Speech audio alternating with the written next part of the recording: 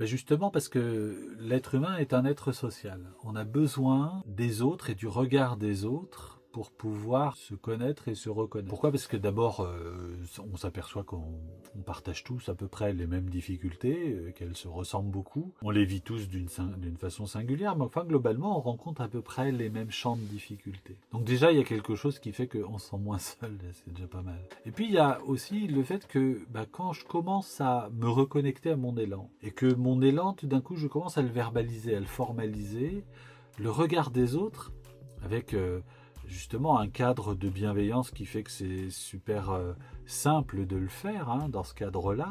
Si je le fais comme ça dans la rue, ça risque d'avoir aucun sens.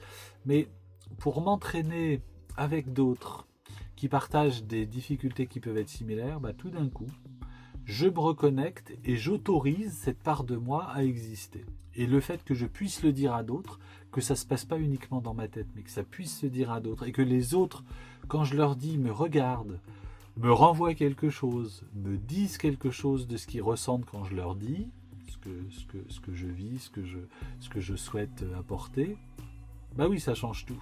Bah oui, ça change tout. Ça me donne une légitimité. Ça me donne une autorisation que je ne peux pas me donner tout seul. C'est la force de l'intelligence collective.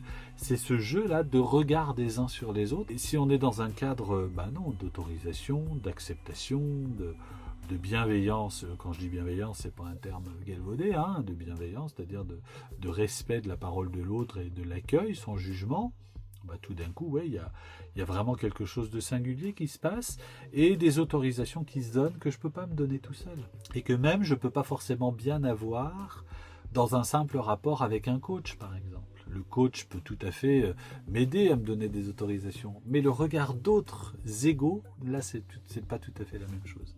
C'est beaucoup plus puissant. Et c'est extrêmement riche. Pour moi, l'intelligence collective, elle est aussi importante que le rapport individuel.